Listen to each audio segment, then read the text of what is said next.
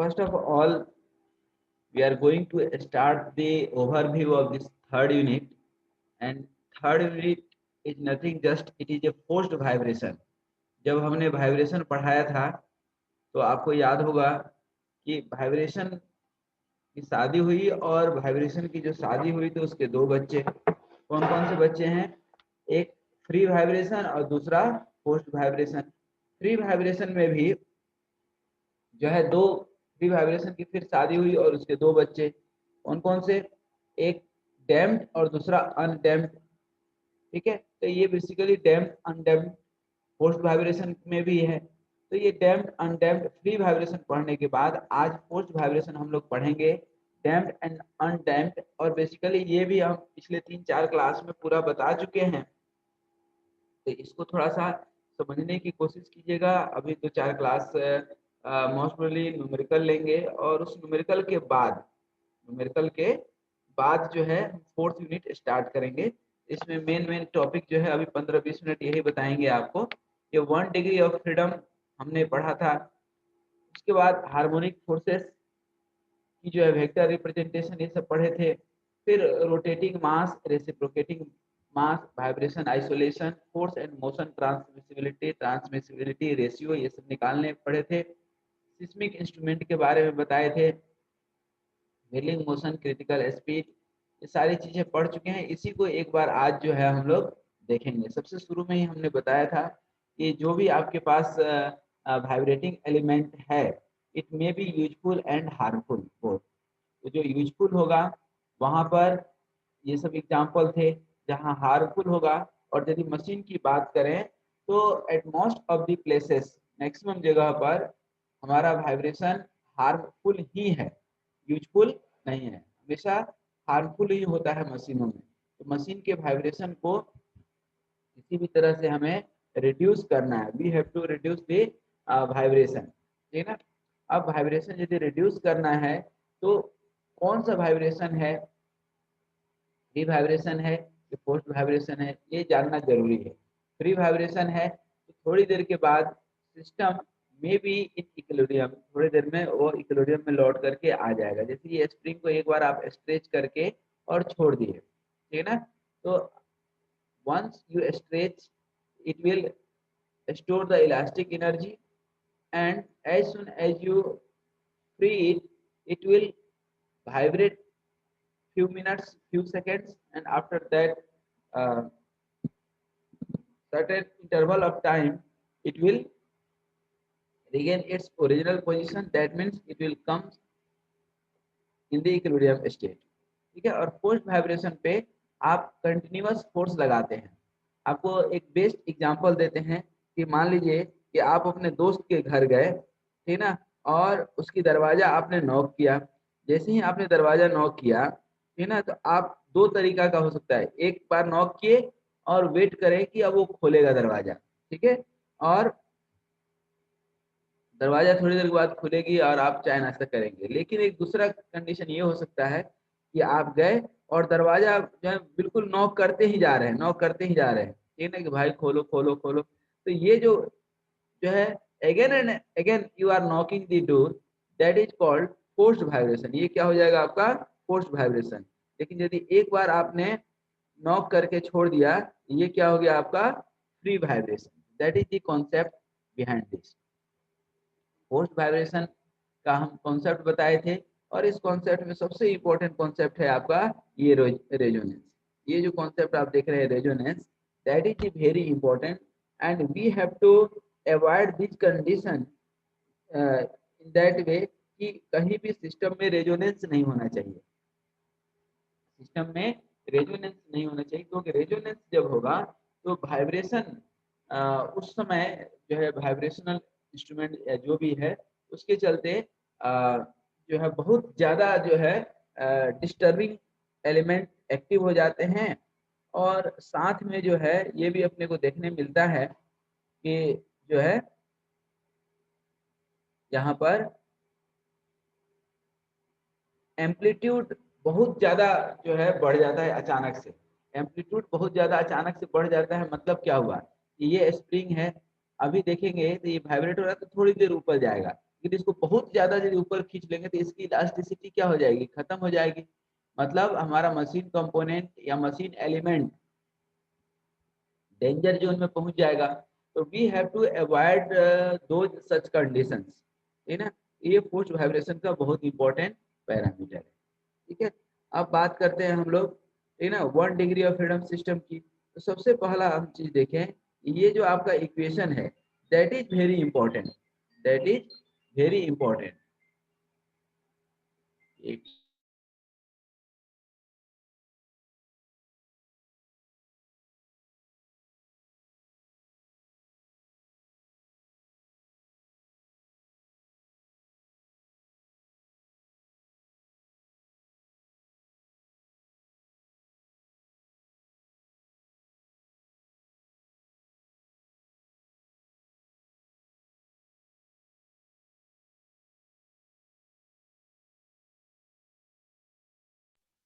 Sir आपकी आवाज नहीं आ रही सर।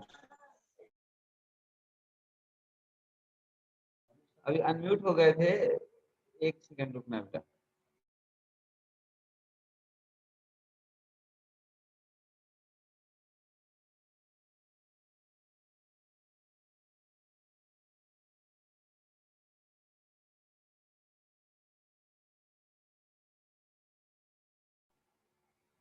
ठीक है बेटा, तो अभी आवाज आ रही होगी आई थिंक।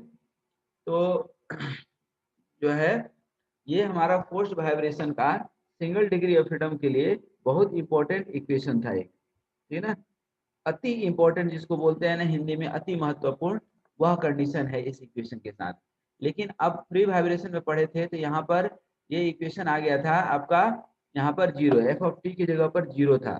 और इसको हम लोग बोलते हैं कैरेक्टरिस्टिक्स इक्वेशन, ठीक है ना। क्या, characteristics equation. Basically characteristics equation क्यों बोलते हैं, क्योंकि कैरेक्टर मतलब जैसे किसी आदमी का कैरेक्टर होता है उसी तरह से वाइब्रेटरी एलिमेंट्स होगा जो, उसका भी अपना कुछ कैरेक्टर होगा, ठीक है।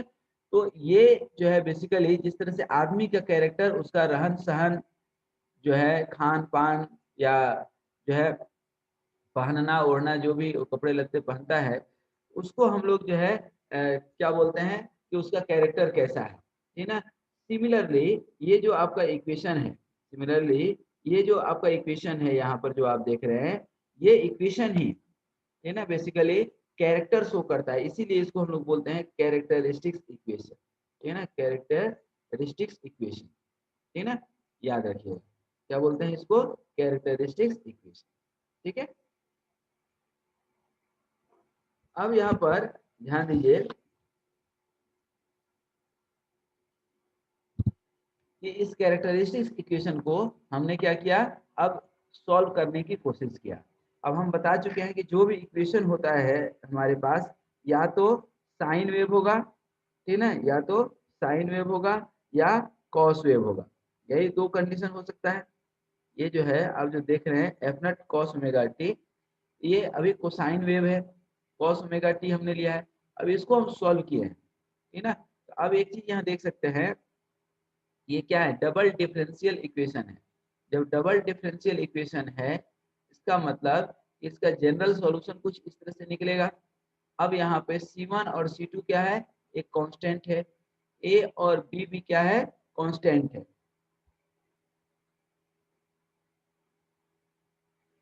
और इसमें चूंकि दो पार्ट है तो आपको याद होगा बचपन में कि एक इसका कम्प्लीमेंट्री सॉल्यूशन निकालते थे और दूसरा पर्टिकुलर सॉल्यूशन निकालते थे। तो ये कम्प्लीमेंट्री सॉल्यूशन का पार्ट हो गया और ये पर्टिकुलर सॉल्यूशन का पार्ट हो, ये दोनों को यहाँ पर हमने ऐड कर दिया है। इसको हमने सॉल्व किया। इसको जब आप सॉल्व करेंगे तो आप देखेंगे, ये ना क्या देखेंगे कि ये आपका रूट्स निकल करके आएगा, ठीक है। ये जो है आपका एक क्वाड्रेटिक इक्वेशन बना, क्वाड्रेटिक इक्वेशन को आपने सॉल्व करने की कोशिश किया, ठीक ना। तो ये जो है यहाँ पर आप देख पा रहे होंगे कि प्लस माइनस करके दो रूट आता है, ठीक है ना। ये इक्वेशन आपको यदि याद हो तो ठीक है, नहीं तो मैं यहाँ लिख देता हूँ कि A X square plus B X plus C equal to 0 होता था, बचपन में आप पढ़ते जा रहे हैं, ठीक है ना। तो यहाँ पर x जब निकालते थे तो क्या निकलता था, क्या होता था, बी स्क्वायर माइनस 4ac अपन 2a, यही होता था ना। ये इक्वेशन होता था बी स्क्वायर माइनस 4ac, ठीक है ना। ये इक्वेशन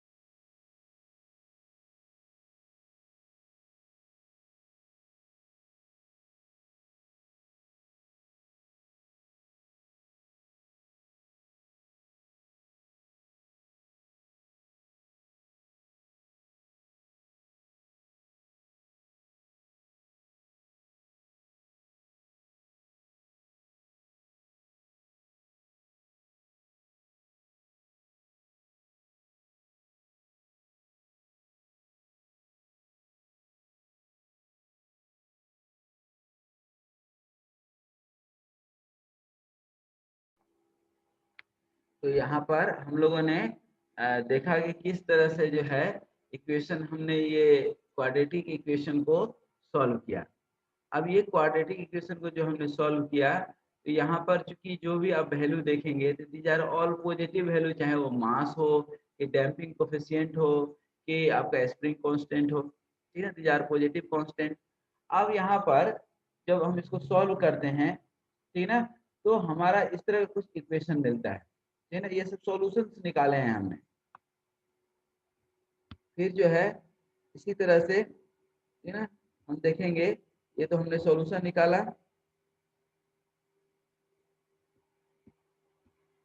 ठीक है। अब ये सॉल्यूशन निकाले, ठीक है ना, इसका सॉल्यूशन निकाल करके जब आगे बढ़ते हैं, ये ओरिजिनल वाला इक्वेशन जिसका हमने जो है जो हम लेकर के आगे बढ़े थे, ठीक है ना। अब ये कॉम्प्लीमेंट्री सॉल्यूशन और एग्जैक्ट सॉल्यूशन जो दो है, ठीक है ना, वो जो है बेसिकली जो हमारा पर्टिकुलर सॉल्यूशन है that is also called transient solution, इसको बोलते हैं ट्रांजिएंट सॉल्यूशन, ठीक है ना। And for this reason only it is called steady state solution या फोर्स्ड रिस्पांस। इसी फोर्स्ड रिस्पांस को ही हम लोग फोर्स्ड वाइब्रेशन बोलते हैं। जो ये हमारा इक्वेशन है, जो ऊपर वाला इक्वेशन है, जो मेन इक्वेशन ये वाली पार्ट, यही फोर्स्ड वाइब्रेशन का इक्वेशन है, और इसको सोल्व करके यहाँ पर ये फोर्स्ड रिस्पांस निकालते हैं। जब आगे थोड़ा सा बढ़ेंगे तो अब आप देख सकते हैं कि उसी इक्वेशन को यहाँ पर सॉल्व किए, ठीक है। फिर यहाँ पर हम जो है ये आर कांस्टेंट है, इस कांस्टेंट को निकाले, और चूंकि यहाँ पर ये डेल्टा क्या है, फेज एंगल है, क्या है, फेज एंगल है। इस फेज एंगल को भी हमने सॉल्व किया तो ये हमारा इक्वेशन आ गया।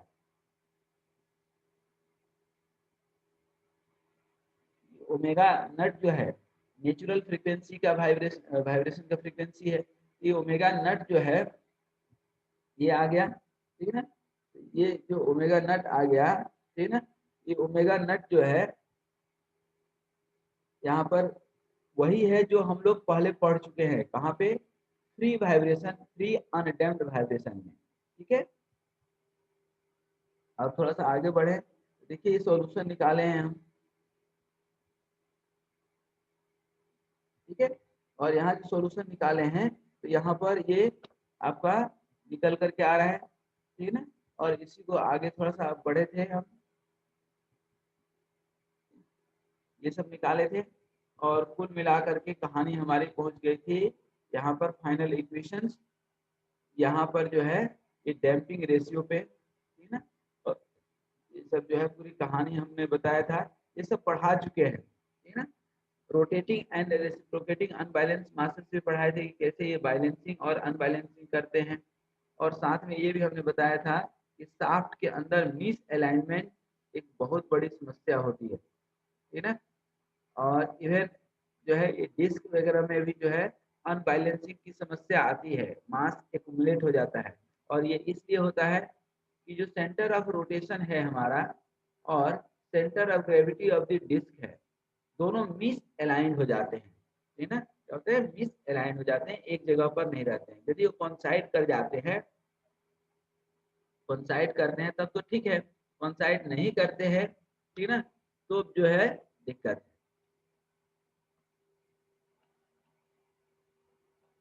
अब वाइब्रेशन आइसोलेशन की भी बात समझ लीजिए। ये आइसोलेशन हमने समझाया था, ये सब हम पढ़ा चुके हैं बहुत डिटेल में। आज तो बेसिकली हम न्यूमेरिकल करने के मूड से जो है ये ओवरव्यू दे रहे थे, ठीक है। यदि वर्टिकल मोशन कंसीडर करेंगे तो यही आपका कौन सा इक्वेशन आ गया, characteristics equation for force vibration. और ये सब राम कहानी हमने निकाला था। ये आर क्या है आपका, डैम्पिंग रेशियो, ध्यान रखिएगा क्या है, डैम्पिंग रेशियो।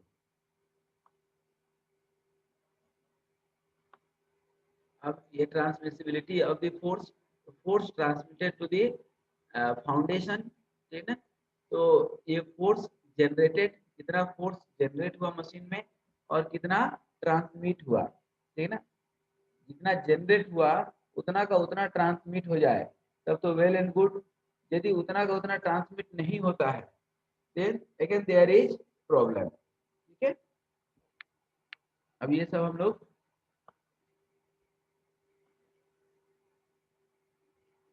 निकाले थे, ठीक है। ये सारे इक्वेशंस निकाल करके हमने आपको समझाया था, ठीक है।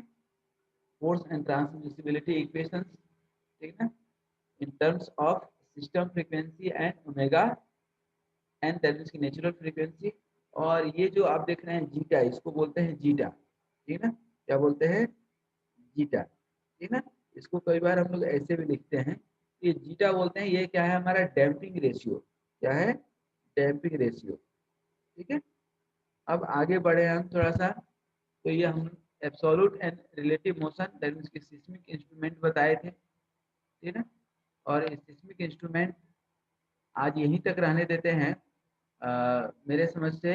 चलिए इसको बता देते हैं एक बार। ये सिस्मिक इंस्ट्रूमेंट हो गया आपका। सिस्मिक इंस्ट्रूमेंट में जो है बेसिकली हम लोग मास, डैम्पर और स्प्रिंग तीनों एलिमेंट यूज करते हैं, और इससे अर्थक्वेक की वाइब्रेशन फाइंड आउट करते हैं। कभी बार भूकंप जो आता है तो उसको मेजर करते हैं रिक्टर स्केल पे, ठीक है। अब ये सब राम कहानी निकाले थे, ये सब हम बहुत पहले बता चुके हैं कि spring will be associated with the displacement, damper will be with velocity, and acceleration will be with the mass, and all these three will be perpendicular to each other। देख लीजिए आप, ये डिस्प्लेसमेंट से वेलोसिटी 90 डिग्री, वेलोसिटी से acceleration 90 degree. लेकिन यदि acceleration आप displacement से कंपेयर करेंगे, क्या इसको एक्सेलरेशन को डिस्प्लेसमेंट से यदि आप कंसीडर करेंगे यहाँ पर, तो क्या है यहाँ पर ध्यान दीजिए, दोनों एक दूसरे के अपोजिट है। अब एक्सेलरेशन यदि डिस्प्लेसमेंट के डायरेक्टली प्रोपोर्शनल है, तो vibrating element will be directed towards the will be directed towards the mean position। ठीक है। अब एक क्रिटिकल शाफ्ट के बारे में काफी कुछ पढ़ाए थे कि कैसे शाफ्ट हमारा ब्रेक हो जाता है due to centrifugal forces, due to centrifugal forces, है ना। ये सारी राम कहानी हमने बताया था, ठीक है। ये आपके लैब में है भी, जब भी by the way offline classes शुरू होती हैं तो आपको ये देखने का मौका मिलेगा। ये सारी चीजें हमने बताया था।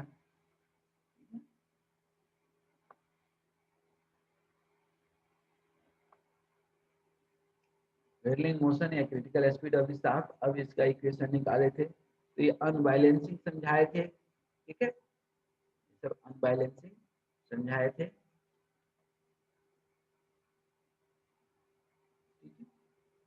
ये critical speed of the shaft है, इसको सॉल्व करने की कोशिश किए। ये ई जो है बेसिकली, ई जो आप देख रहे हैं यहाँ पर, ई ई ही जो है हमारा क्या है, इसेंट्रिसिटी। जो मैं आपको बता रहा था, मान लीजिए कि ये आपका क्या हो गया, ये आपका सेंटर ऑफ रोटेशन हो गया, ये जो लाइन देख रहे हैं, और ये ऊपर क्या चले गया, centre of gravity of the disc ऊपर चले गया।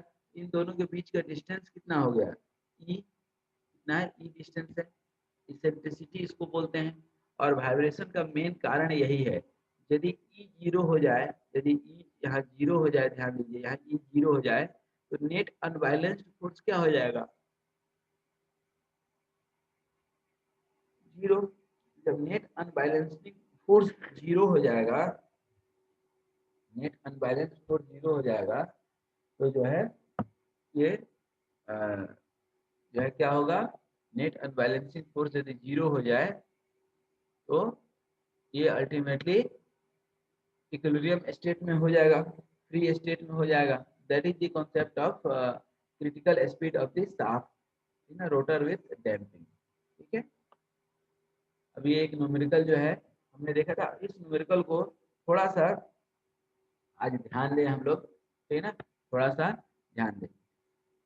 देखिए क्वेश्चन क्या कहता है, ठीक है ना, समझिएगा कि the rotor and the casing is 10 mm, the rotor and casing is 10 mm। तो रोटर एंड केसिंग की जो है डायमेंशन दे दिया है 10 mm। The length and the diameter of the circular steel shaft are 0.5 metre and 3 centimetre.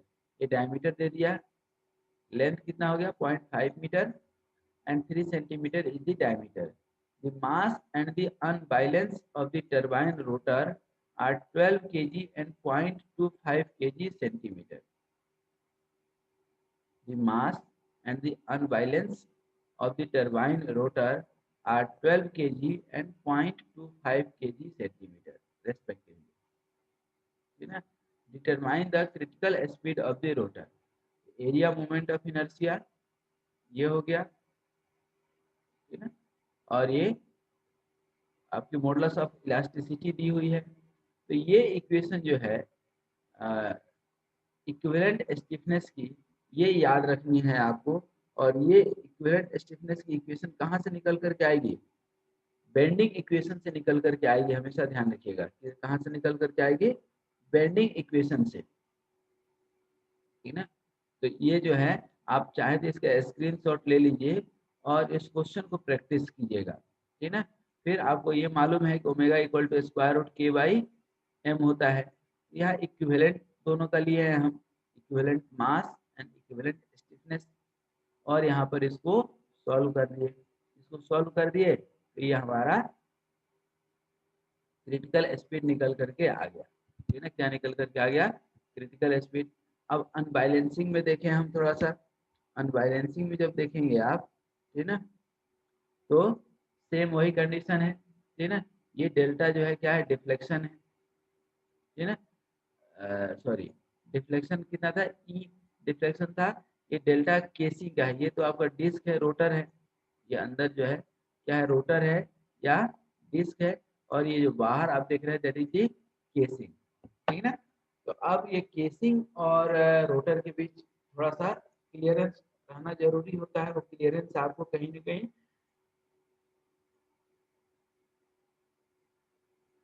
दिया हुआ भी है, ठीक है। अभी हमने फॉर्मूला से, चूंकि अभी पढ़े क्रिटिकल स्पीड वाला, तो वहां से जो है हमने ये निकालने की कोशिश किया, M U E omega square, ठीक है। सिमिलरली यहाँ पे F nut of 2k equivalent, ये इक्वेशन सॉल्व किए, इसको सॉल्व किए तो ये कुछ आंसर आएगा। तो ये जो है बेसिकली जो है इस तरह का जो है, जो भी आपके पास प्रॉब्लम आता है ना, उसको सॉल्व करने की कोशिश कीजिए। इसको सॉल्व करेंगे तो ही आपको समझ में आएगा। तो इस ये जो न्यूमेरिकल है इसका चाहे तो स्क्रीनशॉट ले लीजिए और इसको सॉल्व कीजिए। जब आप सॉल्व करेंगे तो ही जो है समझ पाएंगे कि कहाँ पर दिक्कत